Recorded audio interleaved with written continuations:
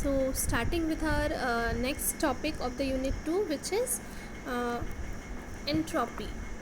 ठीक है, एंट्रोपी क्या होता है? It is actually the average information content of symbols. पहले तो हमें इंफॉर्मेशन पता है, इंफॉर्मेशन निकाल लिया. एंट्रोपी क्या है? एवरेज इंफॉर्मेशन कंटेंट, यानी सारी इंफॉर्मेशन का एवरेज निकालना. एक तरीके से एवरेज हम कैसे निकालते हैं? मैथमेटिक्स में एवरेज कैसे निकालते हैं? सारे नंबर्स का जो भी वैल्यू गिवन है उनका एडिशन फिर divided by total number of elements. Same चीज़ हम एवरेज इन्फॉर्मेशन में एंट्रोपी के साथ भी यही होता है. It is total information divided by the number of message. ठीक है, तो एंट्रोपी में भी यही निकालते हैं. तो एंट्रोपी का बेसिक फार्मूला ये रहा. जैसे इन्फॉर्मेशन में बाकी हम क्या करते थे, सबके साथ लॉग बेस टू इन्फॉर्मेशन कैसे निकालते हैं? Information equals to log base two 1/P1 या फिर P1 P2 PK लिख लो, इन जनरल PK. एंट्रोपी में क्या करेंगे? This information will get multiplied with its own probability. यानी अगर एक मैसेज है M1 जिसका प्रोबेबिलिटी है P1, तो इसका इन्फॉर्मेशन क्या होगा? एंट्रोपी क्या होगा? P1 log base two 1/P1. अब अकेला एंट्रोपी एक का नहीं निकालते, कभी हम एक साथ 2-4 इवेंट्स होंगे उनका निकालेंगे. तो P1 log base two 1/P1 plus P2 log base two 1/P2 up to P4. तो इसलिए हम इसको समेशन फॉर्म में लिखते हैं. समेशन ऑफ ये जो K का वैल्यू है, P के log base two 1/PK, K का वैल्यू 1 से लेकर अब M कोई भी एक स्पेसिफाइड वैल्यू है, जो भी आप लें, 3-4 जितनी भी हो सकते हैं.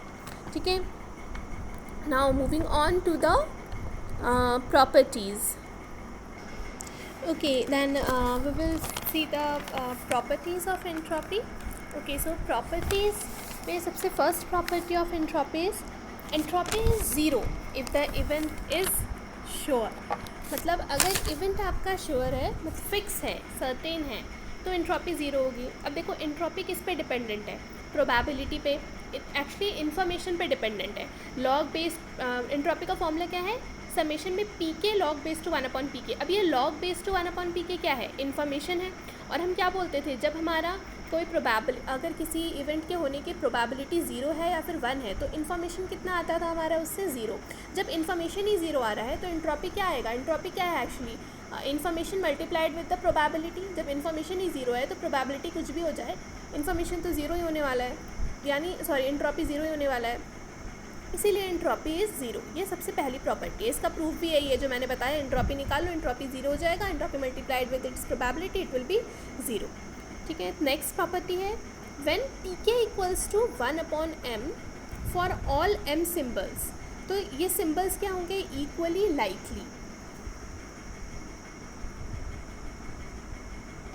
ओके, सो ये बता रहा है हमें कि अगर प्रोबेबिलिटी हमारी 1/M है, अगर M सिम्बल्स है, यानी अगर इफ़ यू हैव 3 सिम्बल्स तो प्रोबेबिलिटी इज़ 1/3. अगर 8 सिम्बल्स है तो प्रोबेबिलिटी इज़ 1/3. तो अगर हम, इसका मतलब क्या है कि ये सिम्बल्स इक्वली लाइकली, और जब इक्वली लाइकली हैं तो हमारा एंट्रोपी देखो H जो है, H equals to log base two M. ये जो H है ना, it is a symbol use to show the entropy. Capital H से हम एंट्रोपी शो करते हैं. तो H is equals to log base two M. ये है सेकेंड प्रॉपर्टी. ठीक है, थर्ड प्रॉपर्टी क्या है? Upper bound on entropy is always equals to, यानी maximum value of the entropy can be log base two M. ठीक है, तो सबसे पहले प्रूफ में क्या करना है कि अगर एंट्रोपी 0 है तो इवेंट यानी श्योर है, यानी तो H इज़ इक्वल्स टू भी 0 आना चाहिए. तो अगर हम एंट्रोपी को 1 रख लेते हैं तो entropy equals to PK log base two 1/PK. तो PK को 1 करो, 1 लॉग बेस टू 1 इज़ 0. और जब 0 करेंगे तो भी 0 हो जाएगा, यानी दोनों ही केस में हमारा एंट्रोपी 0 होगा अगर इवेंट श्योर है. तो ये तो प्रूफ हो गया. नेक्स्ट प्रॉपर्टी क्या प्रूफ करना है? PK is equals to 1/M है. PK 1 गिवन है, 1/M गिवन है. तो अब एंट्रोपी निकालो. एंट्रोपी क्या होगा? समेशन K इक्वल्स टू 1 से लेकर M तक, क्योंकि M सिम्पल्स हैं, और PK log base two 1/PK. तो PK क्या है? 1/M log base to 1/1/M, यानी लॉग बेस टू M हो जाएगा. समेशन K इक्वल्स टू 1 से लेकर M तक और 1/M. अब ये क्या बोला है? समेशन है 1 से लेकर M तक, और 1 से लेकर M तक टोटल, यानी total number of symbols. Total number of symbols हमारे पास M है, तो M मल्टीप्लाइड विथ 1/M क्या होगा? कैंसिल होके 1 हो जाएगा, और लॉग बेस टू बचा M. तो H इज़ इक्वल्स टू क्या आया? Log base two M. Hence हमारा एंट्रोपी निकल आया लॉग बेस टू M. ठीक है, ये तो प्रूफ हो गए एंट्रोपी के. अब देखो कुछ टर्म्स हैं, ये टर्म्स जो हमेशा यूज़ आएंगी आगे, ये हैं सोर्स एफिशिएंसी और रिडंडेंसी. एफिशिएंसी अगर किसी सोर्स का हमें निकालना है, क्वेश्चन में न्यूमेरिकल में यही पूछा जाएगा कि find out the source efficiency. जब एफिशिएंसी निकालने के लिए बोला जाता है कि तो व्हाट डू वी फाइंड, हम पहले सोर्स एफिशिएंसी का फॉर्मूला होता है एंट्रॉपी अपॉन में मैक्सिमम एंट्रॉपी, तो पहले एंट्रॉपी निकाल लेंगे और उसके बाद मैक्सिमम एंट्रॉपी का तो फॉर्मूला पता ही है, log बेस 2 और m मतलब टोटल नंबर ऑफ सिम्बल्स, ठीक है। उसके बाद फिर रिडंडेंसी कैसे निकालते हैं, तो रिडंडेंसी के लिए फॉर्मूला होता है redundancy of the source is equals to 1 minus efficiency of the source, यानी एफिशिएंसी जितना भी आया है उसमें से 1 माइनस कर दो तो वो रिडंडेंसी हो जाएगा।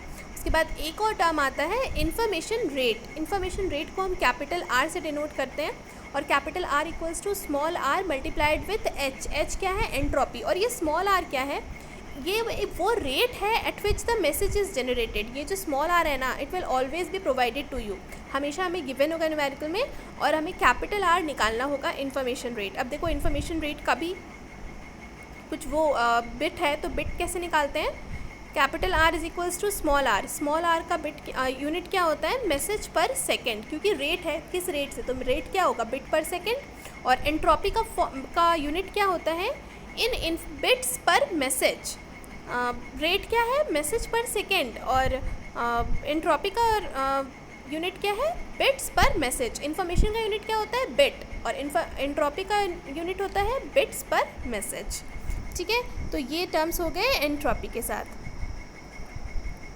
एंट्रॉपी का यूनिट भी हो गया इन्फॉर्मेशन बिट्स पर सेकेंड। अब देखो इसमें से मैसेज कैंसिल हो गया, तो बच्चा क्या है, information bits per second, which is the unit for R, capital R क्या है, इन्फॉर्मेशन रेट। अब देखो जैसे एक एग्जांपल देख लो, इसमें लिखा है एक डिस्क्रीट मेमोरीलेस सोर्स है और जिसमें 3 सिंबल्स हैं, P1 और P2 गिवन है, P1 अल्फ़ा है और P2 और P3 इक्वल्स हैं, मतलब दोनों का दोनों जो सिंबल्स हैं वो दोनों एक दूसरे से बराबर है। तो अब हमें एंट्रॉपी निकालना है। प्रोबेबिलिटी फर्स्ट जो सोर्स है उसका प्रोबेबिलिटी क्या है, अल्फ़ा, और तीनों सोर्सेज का प्रोबेबिलिटी हमेशा 1 होना चाहिए, प्रोबेबिलिटी 1 ही होता है। P1 अल्फ़ा गिवन है, P2 और P3 दोनों बराबर है, तो मैंने P3 को भी P2 लिख दिया है, तो क्या हो जाएगा, alpha plus 2P2 equals to 1, यानी P2 equals to 1 minus alpha upon 2। ये हो क्या हो गया, P3 और P2 दोनों का यही प्रोबेबिलिटी आ गया। अब हमें एंट्रॉपी निकाला, एंट्रॉपी के फॉर्मूले में लगाएंगे K इक्वल्स टू 1 से लेकर 3 क्यों, क्योंकि 3 ही सिम्बल्स गिवन है, Pk log base two 1 upon Pk। तो बिठाओ फॉर्मूला में बस P1 का वैल्यू, P2 का वैल्यू और P3 का वैल्यू, और इसको सॉल्व करेंगे तो we will have the following given, जो भी आया, alpha log base two 1 upon alpha plus 1 minus alpha log base two 2 upon 1 minus alpha. तो ऐसे ही क्वेश्चंस आएंगे, we will solve such more questions in the class, and similarly I will give the same problems होंगे ऐसे ही, which I will give you in assignments. करते जाओगे तो it will be more clear to you. Okay.